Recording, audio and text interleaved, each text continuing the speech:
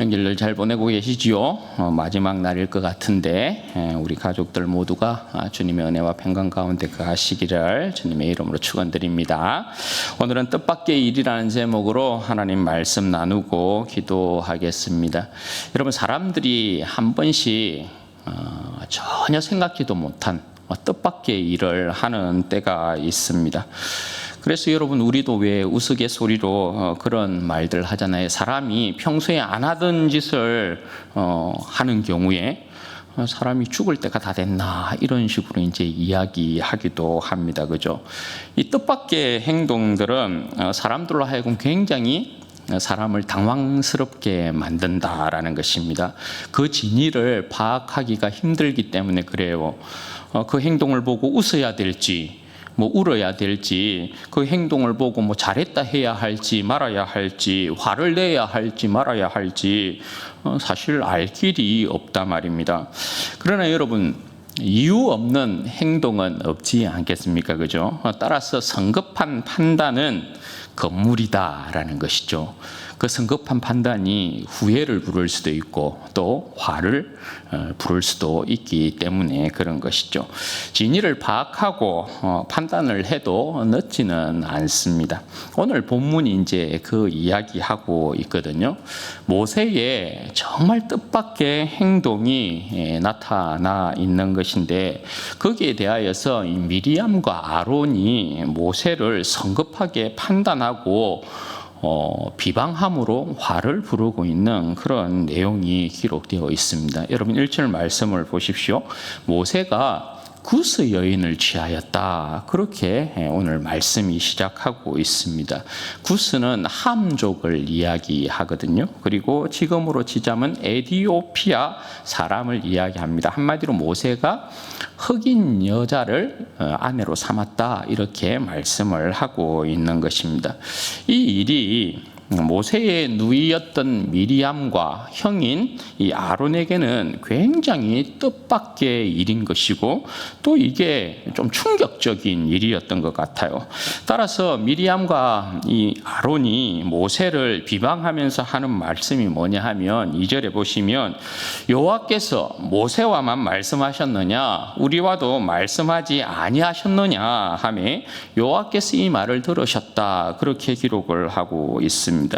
여러분, 모세가 구스 여인을 취한 일에 있어서 비방에 앞장섰던 사람이 미리암이 오늘 말씀에 보면 아론보다 먼저 나오고 있고, 또 뒤에 보면 미리암만 나병에 걸리거든요. 그것으로 보아 비방에 앞장섰던 사람은 미리암이었던 것 같아요. 그런데 미리암과 아론이 지금 모세를 비방하는 일을 서슴지 않고 있는데, 그 근거로 이제 들고 있는 게 여러분 뭡니까? 모세가 율법을 범했다라는 것으로, 모세 네가 죄를 지었다, 율법을 범했다, 이렇게 이제 이야기하면서 비방을 하고 있는 것이 아니다라는 것이죠. 모세와 동등한 위치에서의 권위를 내세우면서 지금 모세를 비방하고 있다라는 것입니다. 하나님께서 모세와만 말했느냐, 우리와도 말했지 않느냐, 이렇게 이제 이야기를 하고 있잖아요. 그러니까 이건 뭘 이야기하냐면, 모세가 지금 구스 여인을 취한 이 행동이 자기들은 마음에 들지 않은 거예요. 모세는 분명히 구스 여인을 취함에 있어서 이것이 하나님께로부터 온 지시, 하나님의 말씀에 의한 것이다라는 것을 여기에서 내포하고 있는 거거든요. 왜냐하면 하나님께서 모세와만 말씀하셨느냐, 우리와도 말씀하지 아니하였느냐, 그렇게 이제 이야기를 하면서 모세가 구스 여인을 취한 이 행동이 탐탁지 않은 거예요. 하나님께서 우리에게도 말씀하시는데 왜 모세가 지금 구스 여인을 취하고 있는 것이지, 아내로 삼고 있는 것이지, 이 부분이 굉장히 지금 탐탁지 않는 것입니다. 그런데 여러분, 이 이제 비방에 대해서 모세가 어떻게 여러분 응대를 하고 있습니까? 모세가 아무런 액션을 취하지 않는 것입니다. 비방을 하는데. 여러분, 모세의 위치에 있으면 얼마든지 그 누나 모세가 미리암과 아론이 자신을 비방하는 일에 있어서 이렇다 저렇다에 대한 부분을 이야기할 수 있을 거예요. 그리고 오늘 이 내용은 분명히 모세가 구스 여인을 취함에 있어서 하나님께서 모세에게 이 부분을 지시한 것으로 보이거든요. 왜냐하면 모세는 여러분 선지자이기 때문에 선지자의 행동은 아무렇게나 모든 일들을 하는 상황이 아니란 말입니다. 그리고 미리암과 아론이 이야기하는 것 자체도 그죠. 하나님께서 지한테만 이야기하냐? 우리한테도 이야기하는데 뭐 이런 것이거든요. 지금. 그러니까 모세의 행동이 결단코 자기들에게 탐탁치 않음에도 불구하고 그래서 비방을 한 것임에도 불구하고 모세가 이 일에 대하여서 아무런 액션을 취하지 않고 있다는 것입니다. 그 이유가 여러분 뭐죠? 3절 말씀해 보시면 모세는 온유함이 지면의 모든 사람들보다 더하더라 이렇게 말씀을 합니다. 저들과 싸우지 않고 그저 참고 그냥 받아주고 있다라는 말이에요. 저들이 옳고 선해서가 결단코 아니에요.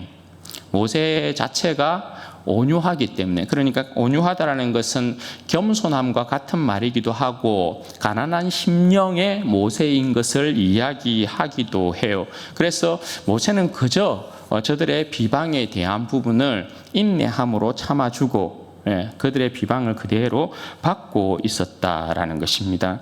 그런데 여러분, 미리암과 오늘 아론이 모세를 비방하고 있는 이 내용은 굉장히 큰 착각인 것이죠. 저들이 모세를 비방할 때 든 근거가 하나님께서 모세와만 이야기했어? 우리에게도 이야기를 했잖아. 이건 권위의 이제 문제인 것이거든요. 하나님께서 모세와만 말씀하셨다는 건 모세를 그 백성 가운데 높이셨다는 말이잖아요. 아무에게나 하나님께서 말을 해서 그 백성에게 그 말을 전하고 그 명령을 따르게 하고 하지 않는단 말입니다. 그런데 미리암과 아론 같은 경우는 굉장히 이 부분에 있어서 큰 착각을 하는 거예요. 왜? 70인 장로를 불렀을 때에도 여러분 하나님께서 어떻게 하십니까? 모세에게만 말씀하셨다고요. 그들에게 모세와 같은 성령을 부어도 모세를 그들 가운데 더 높이셨다고요. 말씀하심을 통하여서 그죠. 그리고 시내산에서 하나님께서 율법을 주실 때에도 누구에게 하나님께서 율법을 주셨어요? 말씀하시고 모세에게 하셨지 그 누구에게도 하나님께서 말씀하신 적이 없단 말입니다. 그럼 여러분 이게 뭡니까? 지금 미리암과 아론은 하나님께서 세우신 질서와 권위, 하나님의 뜻에 도전하고 있는 꼴이 되는 거예요. 하나님께서 그 백성을 위해서 세우신 선지자, 중보자는 다른 사람이 아니라 모세예요. 저들이 아니라는 거예요. 모세와 저들을 견줄 수 있는 그런 상황이 여러분 결단코 아닙니다. 미리암과 아론은 모세와 견줄 위치에 절대 여러분 있지 않습니다. 하나님께서 오늘 이처럼 권위를 가지고 문제 삼아서 모세를 비방하고 있는 이 미리암과 아론의 말을 들으셨다 그렇게 말씀해요. 들으셨다. 하나님께서 그 백성의 말을 들으셨다라는 것은 하나님께서 어떻게 한다라는 거예요? 이제 하나님께서 행동하신다라는 걸 이야기하는 거거든요. 듣고만 가만 계신 것이 아니고 들으신 하나님은 반드시 행동하셔요. 어떤 식으로 하나님께서 그의 응답을 보이시느냐? 4절부터가 그 내용인데요. 어떻게 기록이 되어 있습니까? 하나님께서 갑자기라는 표현을 써요. 하나님께서 갑자기 모세, 미리암, 아론을 회막으로 이렇게 부르십니다. 그러니까 이 내용을 보면 모세를 비방한 이 미리암과 아론이 하나님이 이게 굉장히 언짢으신 거예요, 지금. 네. 그래서 가만둬서는 안 되겠다 싶으신 거죠. 갑자기 하나님께서 야, 세 사람 회막으로 나와. 이렇게 이제 말씀을 하고 계시는 거거든요. 그리고 하나님께서 강림하십니다. 강림하셔서 미리암과 아론을 딱 부르시면서 6절부터 어떻게 합니까? 혼내기 시작합니다. 6절부터 어떻게 기록이 되어 있어요? 자, 단디 들으라. 너희 중에 선지자가 있으면 내가 환상이나 꿈으로 그들에게 내가 말한 것들을 이렇게 알리지만, 그런데 내 종, 내 온 집에 충성한 모세에 대하여서는 그런 식으로 내가 절대 말을 하지 않는다. 내가 직접 대면하여서 모세와는 이야기한다 아이가. 그리고 모세는 내 형상까지도 보는데 너희 중에 과연 그런 사람이 있니? 그만한 위치에 있는 사람이 있니? 너희들이 그렇니? 하면서 하나님께서 지금 미리암과 아론을 막 혼내는 거예요. 그런데 너희가 어찌 모세 비방하기를 두려움 없이 그렇게 하고 있니? 하나님께서 막 혼내시는 것입니다. 여러분, 여기에 보면 하나님께서 모세를 저들과 확연히 구분하고 있다라는 그러한 표현들이 4가지 정도로 나옵니다. 첫 번째가 뭐냐 하면 내 종이라는 표현을 계속해서 하나님께서 반복한다는 사실이요. 여호수아에 보면 하나님께서 모세에 대하여서 표현할 때 내 종 모세 이렇게 표현하거든요. 내 종 모세. 그런데 그 어떤 사람을 향하여서 내 종 누구 이렇게 표현하지 않아요. 여호수아의 내 종이라는 표현이 한 17번 정도 나오거든요. 그런데 딱 한 번 누구에게 사용하냐면 거의 모든 표현을 모세에게 돌리는데 딱 한 번 누구에게 돌리냐면 여호수아에게 돌려요. 그것도 여호수아가 24장에 가면 그가 죽을 때 내 종 눈의 아들 여호수아 이런 표현을 써요. 그리고 그 전에 모든 표현들은 모세를 향한 표현이에요. 아무나 지칭하는 그런 표현이 아니라는 거예요. 여호수아에게 딱 한 번 내 종 여호수아 이런 표현을 쓰거든요. 그때가 여러분 언제라는 거예요? 여호수아가 하나님께서 주신 사명을 다 이루고 이제 죽을 때 너는 내 종이었다. 하나님께서 인정하는 표현이 내 종이에요. 그러니까 여기에서도 하나님께서 모세를 지칭할 때 내 종이라는 표현을 사용하고 계시다라는 거, 강조하는 거예요. 그리고 두 번째가 뭐냐면 모세는 하나님의 종으로 어떻게 했다고요? 내 온 집에 충성하였다 이렇게 표현하거든요. 하나님께서. 그럼 이 말씀이 여러분 뭐가 되는 거예요? 하나님께서 모세를 인정하고 있다는 거예요. 충성스러운 내 종으로서 내 온 집에 충성하고 있는 자로서 하나님께서 인정하고 있다는 것을 강조하는 거예요. 그리고 세 번째 표현이 뭐냐면 여기에 보면 하나님께서 다른 선지자에게는 너희 중에 선지자가 일어나면 하나님께서 어떤 식으로 하나님의 뜻을 알린다고요? 환상이나 꿈으로 알린단 말입니다. 계시의 내용이 있으면 그들에게 환상이나 꿈을 통해서 하나님께서 말씀하신다고요. 그런데 모세에게는 어떻게 한다고요? 대면함으로. 이 대면하다라는 이 표현은 뭐냐? 입과 입이거든요. 입과 입이 서로 대화하는 형태를 이야기한단 말입니다.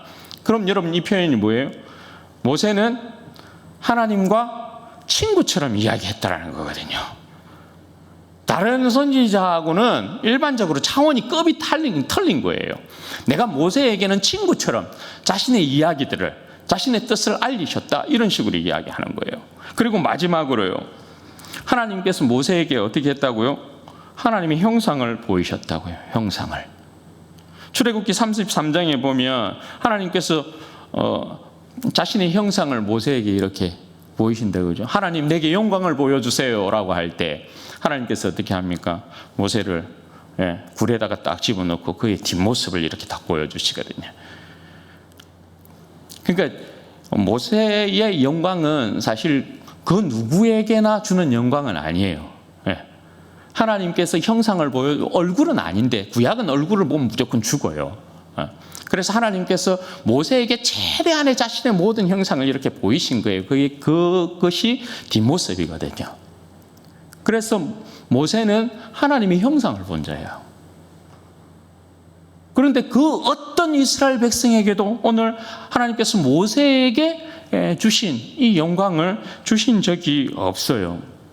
그러니까 모세의 위치가 여러분 이스라엘 백성 가운데 선지자의 위치에 있어서 따라올 자가 없는 거고 중보자의 위치에 있어서 모세를 따라올 자가 없어요. 그 누구도 모세와 견줄 자는 없다. 그런데 감히 미리암과 아론이 모세를 지금 비방하고 있는 거죠. 따라서 여러분, 하나님께서 여기에 대하여서 벌을 내리십니다. 어떤 벌을 내리고 있습니까? 아론은 이렇게 오늘 하나님께서 엄히 꾸짖는 형태로 이제 끝나는데, 미리암은 여러분 주동자 아니겠어요? 그래서 어떻게 합니까? 나병에 걸리게 만듭니다. 나병에.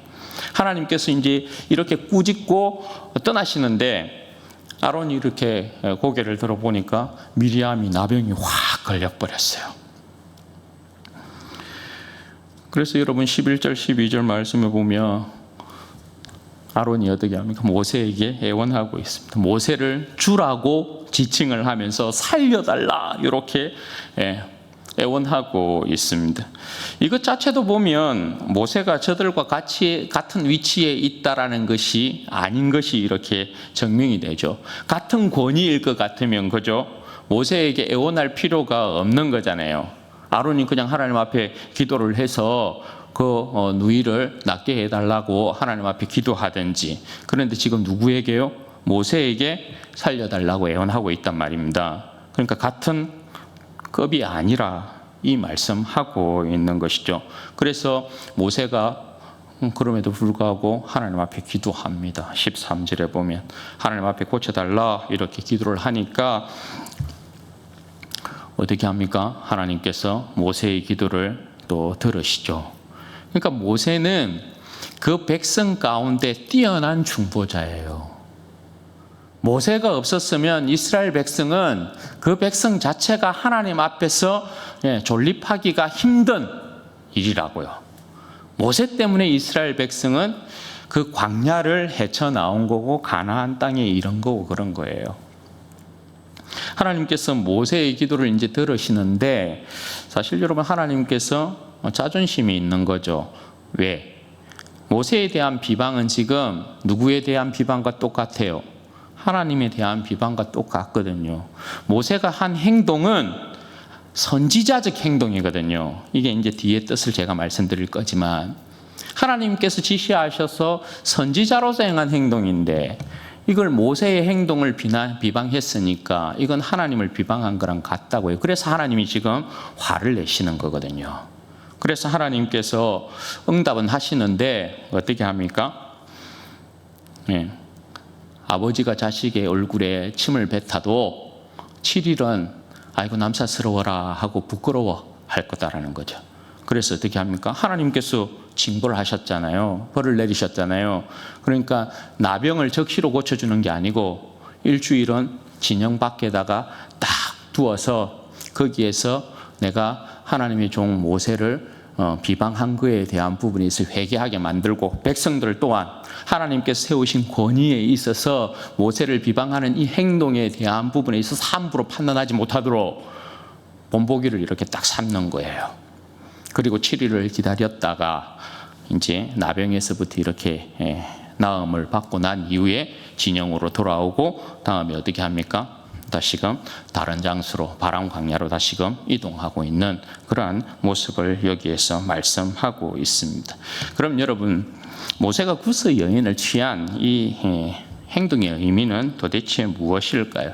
이게 여러분 하나님 앞에서 죄였으면 하나님께서 반드시 모세의 죄에 대한 부분을 가지고 책망하셨겠죠. 그리고 미리암과 아론을 책망하지는 않았을 것입니다. 오히려 모세를 책망했겠죠. 그런데 그런 내용이 전혀 없다 말입니다. 오히려 모세의 행위에 대한 부분에 있어서 비방한 미리암과 아론을 하나님께서 혼내고 계시단 말이죠. 그럼 여러분, 이 내용이 무엇을 이야기하느냐, 이 행동이 무엇을 이야기하느냐?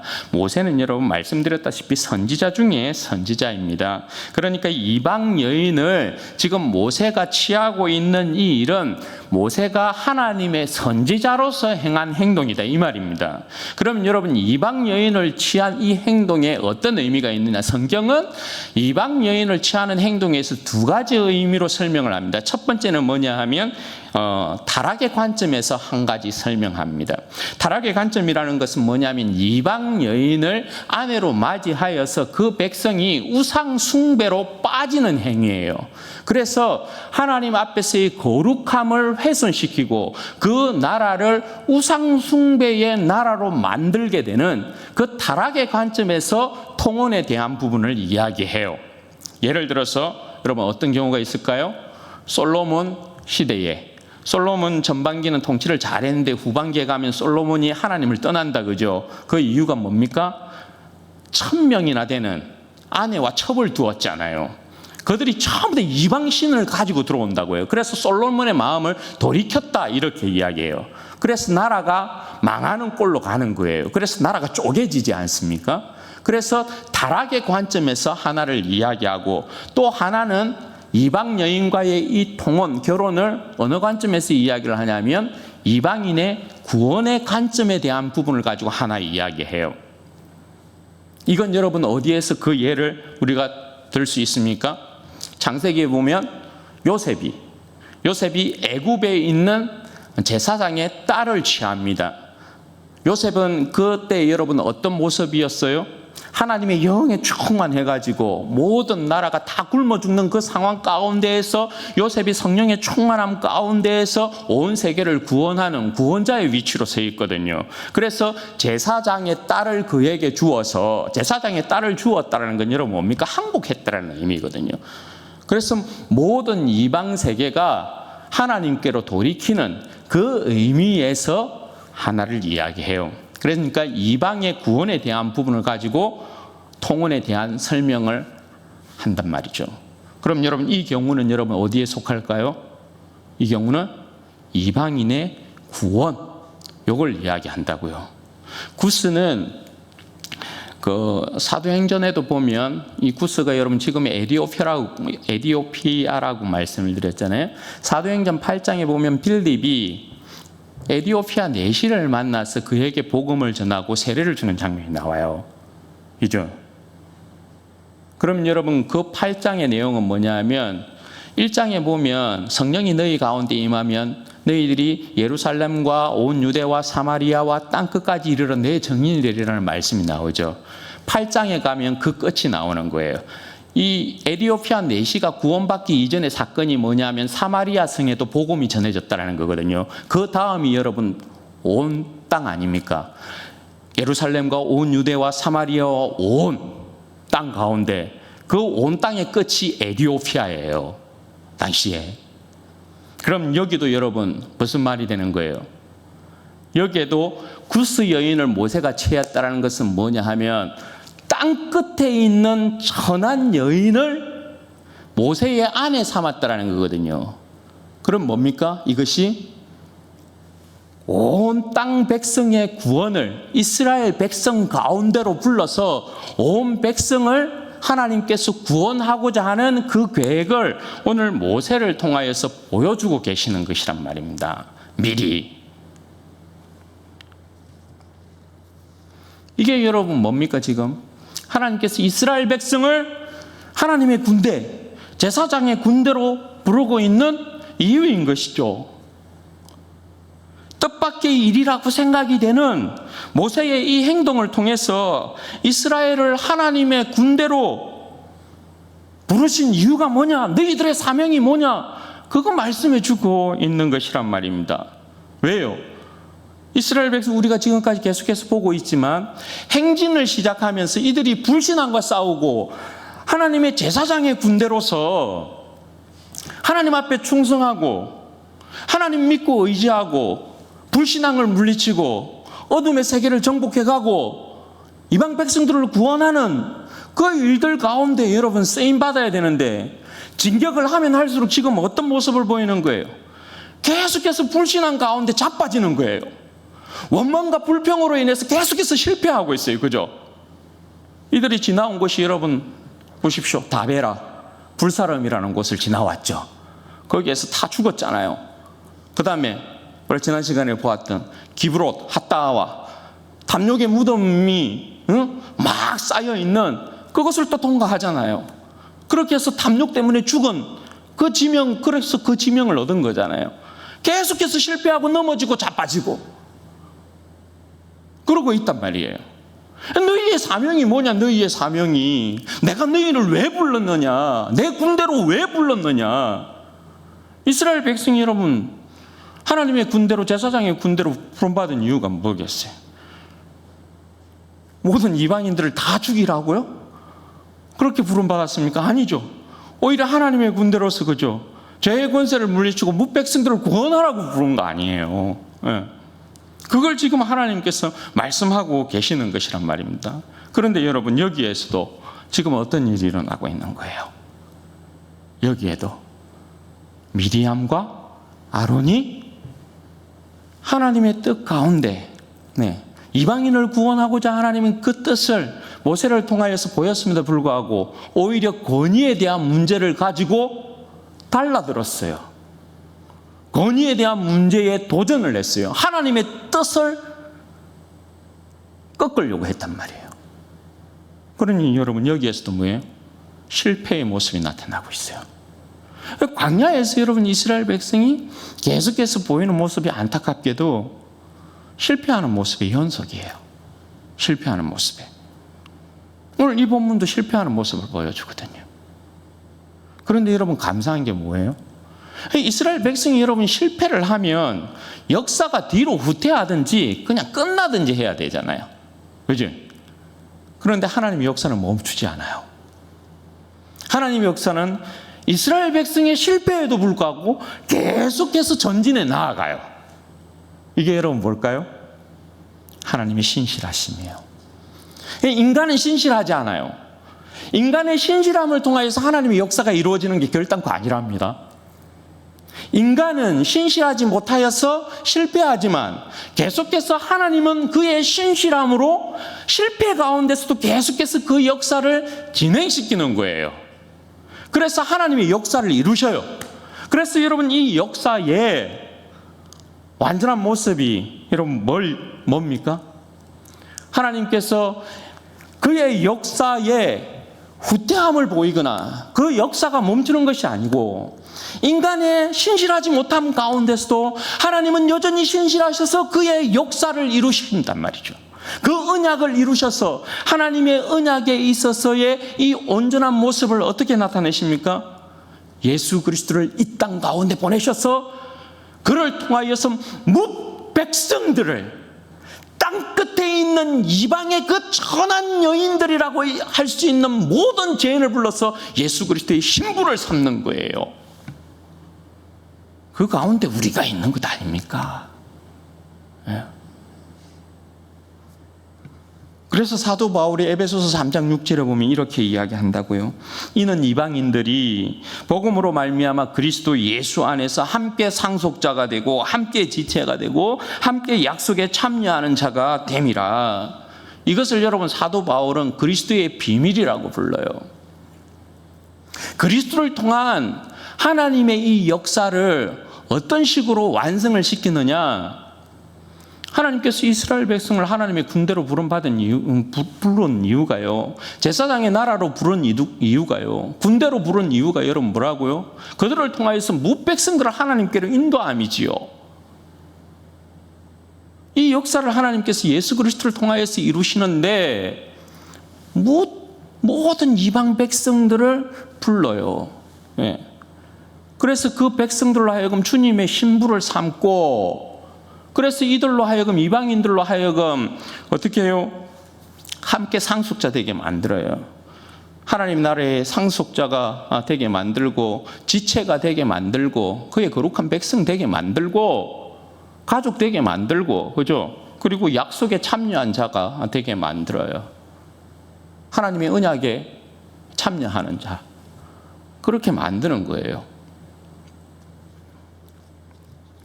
이스라엘 백성 여러분, 이걸 절대 이해를 못하는 거예요. 이것을 하나님께서 그 아들을 보내셨어요. 여러분, 하나님께서 오늘 미리암과 아론이 모세의 이 행동을 이해 못하고 비방하잖아요. 그런데 하나님께서 모세가 어떤 사람이라고 모세를 지금 높였잖아요. 그죠? 여러분, 예수님은 어떤 분이에요? 모세는 하나님께서 내 종 그랬어요. 예수님은요? 하나님의 아들이시죠. 아들로서 아버지의 온 집에 충성된 분이시죠. 그죠? 그리고 예수님은 그야말로 뭐예요?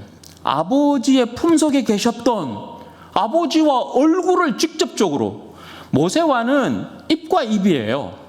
그냥 친구처럼. 그럼에도 불구하고 모세는 하나님께서 가까이 불렀어도 휘장 밖에 있어야 돼요. 그러죠?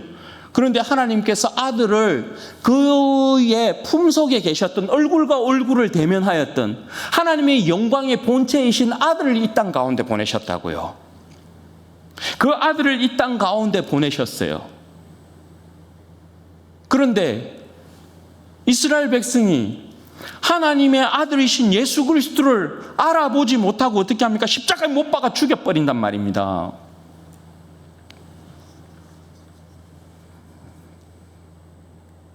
그런데 예수님은 또 그 백성이 그를 하나님의 아들로 인정하지 아니하고 메시아로 인정하고 십자가에 못 박아 죽이는데, 또 예수님이 보이신 이 온유함은 여러분 뭡니까? 예수님이 보이신 온유함은 이 몹쓸 인간들하고 싹 썰어버리면 되는데, 예수님이 십자가에 달리실 때에도 아버지요, 저들의 죄를 저들에게 돌리지 마시고 용서하여 주옵소서, 이렇게 기도한다고요. 그러니까 예수님의 온유함은 모세의 온유함하고 그 차원이 달라요.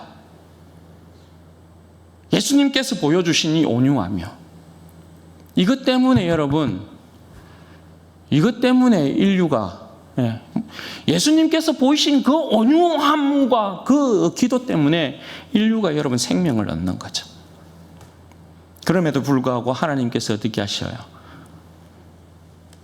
이스라엘 백성의 죄를 그냥은 넘어가지 않아요. 그냥은 넘어가지 않아요. 그래서 이스라엘을 어떻게 여러분 징벌하십니까? 하나님의 아들을 십자가에 못 박아 죽인 죄로 나라가 망하고 2000년 동안 떠돌이 생을 하도록 만들고 고난을 당하게 만들고, 그 수치가 그대로 자기들에게 돌아가게 만들고 있잖아요. 그럼에도 불구하고 하나님께서 어떻게 합니까? 이스라엘 백성을 버리지 않죠. 여전히 주님께로 돌아오도록 하나님께서 지금 두 팔 벌리고 기다리고 계시는 것이죠. 사랑하는 여러분, 우리 가운데 일어난 뜻밖의 일이 여러분 뭡니까? 우리 중 아무도 여러분 생각하지 못했죠. 우리를 구원하셔서 주님께서 그의 신부 삼았어요. 우리를 그의 신부 삼았다고요. 무엇 때문에요? 이게 그리스도의 비밀이래. 내가 이방인인 너를 구원해서 나의 신부 삼는 게 영원전부터 아버지 안에 있었던 비밀이었다. 이걸 유대인은 절대 이해하지 못하는 거지만 아버지 안에서 아들이 가지고 계셨던 그 비밀이 그거래요. 나를 주님의 신부 삼아가지고, 우리를 주님의 신부 삼아가지고, 하늘나라의 상속자, 함께 지체되고 함께 약속에 참여한 자 되게 만들었다라는 거예요. 그게 하나님의 뜻이었다라는 거예요. 그리스도의 비밀이었다라는 거예요. 아니 여러분, 우리가 뭔데요? 우리가 그럴 가치가 있냐고요? 아니, 제 모습을 봐도, 아니, 주님께서 나를 뭐한다, 나를 신부 삼기 위해서 십자가에 죽으시고 그 중한 고통을 당하시고 다시금 부활하셔서 주님께서 나를 건지셔서 그의 신부로 나를 삼고 하늘나라의 상속자가 되게 만들고 천국의 그 영원한 영광과 기쁨, 생명에 속한 모든 것을 나에게 허락하신다고요? 뭐 때문에요? 뭐 때문에?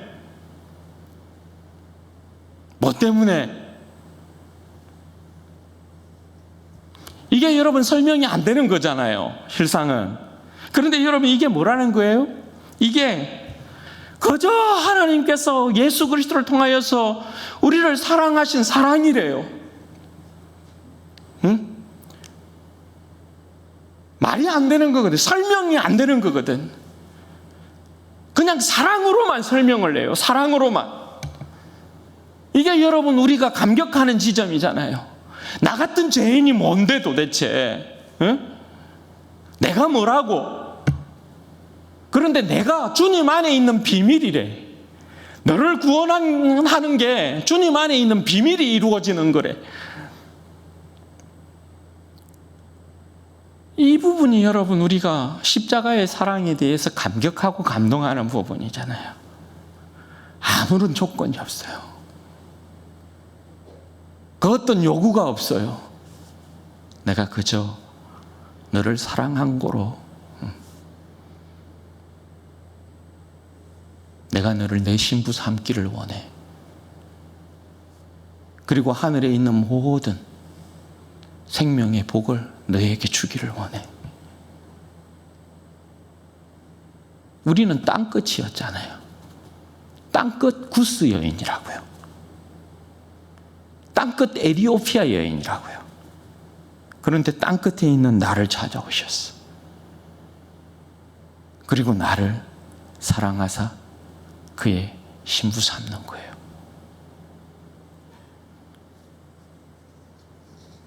참 여러분, 소망 없는 우리에게 그저 죄의 권세 아래 살다가 그냥 죽을 수밖에 없는, 아무런 기대와 기적 같은 걸 기대할 수 없는 우리의 인생 가운데 하나님께서 놀라운, 우리의 인생이 정말 뜻밖의 이 기적, 예수 그리스도라는 이 뜻밖의 기적을 우리 가운데 선물하셔서 우리로 하여금 산 소망이 있게 하셨단 말이에요. 그러므로 사랑하는 여러분, 우리가 어떻게 살아야 되겠어요? 우리의 삶에 여러분, 질서와 건의와 하나님의 뜻으로 주신 예수 그리스도를 어떻게 해야 돼요? 진정 사랑함으로 따라야 되죠. 하나님의 권위이신, 하나님의 새로운 질서이고 하나님의 뜻인 예수 그리스도를 거역할 수 없다고요. 그래서는 아니 된다고요. 우리는 오직 주님의 권위를 인정하고 그분의 말씀과 뜻에 순종하며 살아야 돼요. 주님을 부인하면 다시는 여러분 속지 않은 제사가 없다. 히브리서 기자는 그렇게 이야기해요.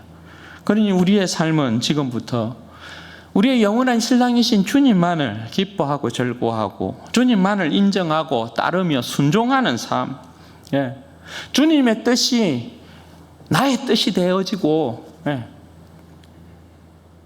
주님의 영광이 내 생명이어야 돼요. 그렇게 우리는 주님을 기뻐하고 즐거워함으로 주님을 따라야 된다고요. 주님은 하나님 아버지께서 우리 가운데 세우신 절대적인 구원이에요.